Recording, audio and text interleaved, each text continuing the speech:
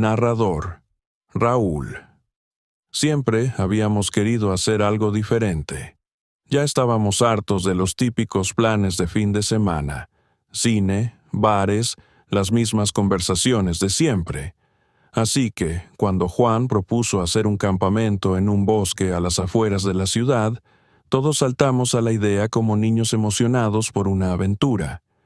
Éramos 5: Juan, Carlos, Andrea, Sofía y yo. Llevábamos años siendo amigos, desde la universidad.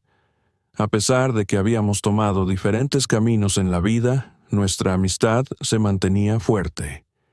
Esta salida al bosque era la oportunidad perfecta para reconectar, alejarnos de las redes sociales, el estrés del trabajo y, sobre todo, del ruido de la ciudad. Llegamos al lugar al atardecer, un sitio apartado que Juan conocía. Aparentemente, lo había encontrado investigando en Internet y había leído en foros que era el lugar perfecto para acampar si querías estar realmente solo. Apenas había señal de celular y los árboles eran tan altos que tapaban casi todo el cielo, dándole al lugar una atmósfera de aislamiento absoluto. Montamos las tiendas cerca de un pequeño claro, lo suficientemente lejos de un riachuelo para evitar el frío nocturno, pero lo bastante cerca para escuchar el agua correr. Nos acomodamos alrededor de una fogata improvisada y empezamos a bromear sobre las historias de terror típicas de los campamentos. Lo que no sabíamos era que estábamos a punto de vivir una. Narrador: Sofía. Al principio, todo estaba bien: la fogata, las risas, el sonido del río, el bosque respirando a nuestro alrededor. Juan sacó una botella de whisky y empezamos a pasarla en pequeños sorbos. El fuego iluminaba nuestras caras y creaba sombras largas y espeluznantes que se movían con el viento entre los árboles. Era exactamente lo que necesitábamos: una noche entre amigos, aislados del mundo.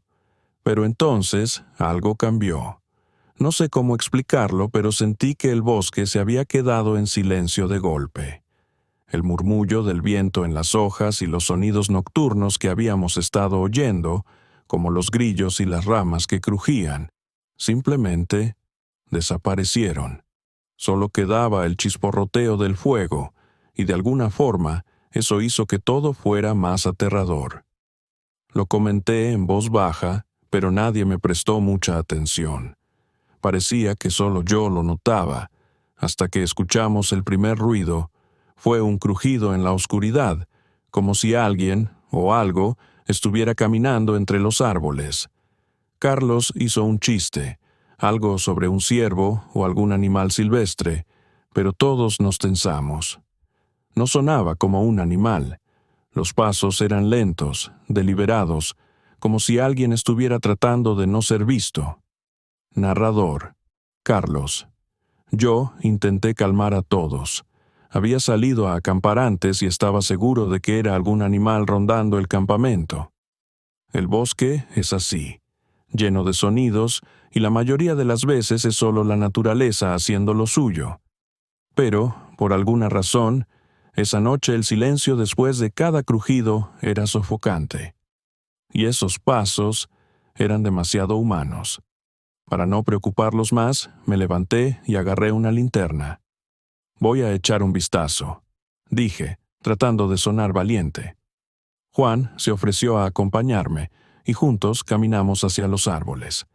El haz de luz de la linterna apenas penetraba la oscuridad del bosque. La idea de que alguien pudiera estar ahí, observándonos desde el borde del claro, me inquietaba, pero no podía dejar que los demás lo notaran. «¿Ves algo?», Zrenia preguntó Juan en voz baja. Yo negué con la cabeza. «Nada. Probablemente fue un animal», murmuré, aunque algo en mi interior me decía que no era así. Cuando íbamos a regresar al fuego, lo vimos. Entre los árboles había algo, o alguien. A lo lejos, apenas distinguible en la penumbra, se erguía una figura alta, inmóvil, como si nos estuviera observando. Juan también lo vio y se quedó callado.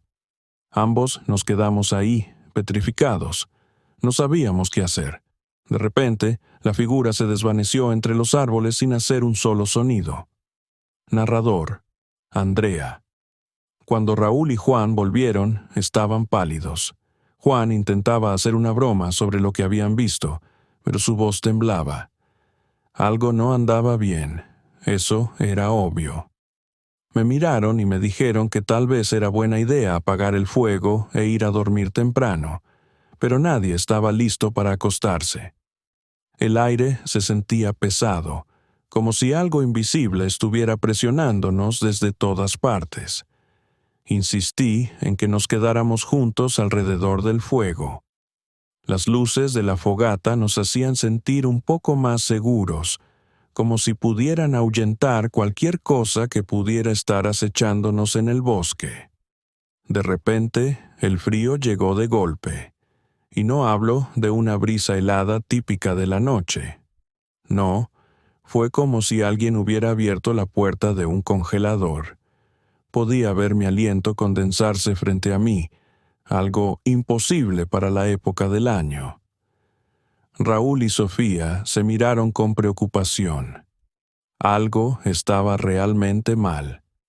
Fue entonces cuando empezamos a escuchar los susurros. Narrador: Juan. No era posible. Era como si voces estuvieran hablando, pero no en un idioma que pudiéramos entender. Al principio pensamos que eran nuestros propios murmullos mezclados con el viento. Pero número. Venían del bosque, desde todas partes, envolviéndonos. Un murmullo bajo, insistente, casi como si varias personas estuvieran hablando al mismo tiempo, pero ninguna palabra tenía sentido. Nos levantamos de golpe. Nadie sabía qué hacer. Andrea sugirió que subiéramos a las tiendas y cerráramos las cremalleras, pero no podía quedarme quieto. Tenía que saber qué demonios estaba pasando. Agarré la linterna y comencé a caminar hacia donde habíamos visto a esa figura antes, pero esta vez nadie me siguió. Los susurros aumentaban de intensidad con cada paso que daba. Estaban más cerca, casi encima de mí. El haz de la linterna temblaba en mi mano, y luego, sin previo aviso, las baterías murieron. La oscuridad me envolvió por completo. Pero lo peor no fue eso. Lo peor fue cuando sentí que algo me rozaba la espalda, algo frío y húmedo. Narrador: Raúl corrimos hacia donde estaba Juan, pero todo era un caos. Los susurros, el frío, el miedo que nos helaba el pecho. Cuando lo encontramos, estaba de pie en la oscuridad, rígido, mirando fijamente algo que no podíamos ver. Sofía lo agarró del brazo, y entonces, como si saliera de un trance, él nos miró con los ojos desorbitados. «Tenemos que irnos», murmuró. No preguntamos. Recogimos lo que pudimos y corrimos hacia el coche. Dejamos atrás las tiendas, las mochilas, todo.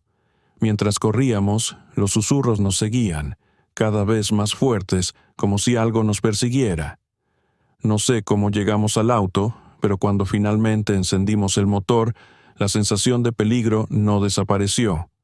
De hecho, creo que algo nos siguió de vuelta. Epílogo. Narrador: Sofía. Una semana después de ese campamento, Carlos desapareció. No ha vuelto a responder nuestras llamadas ni mensajes. Fuimos a su casa y todo estaba en orden, como si nunca hubiera salido de ella.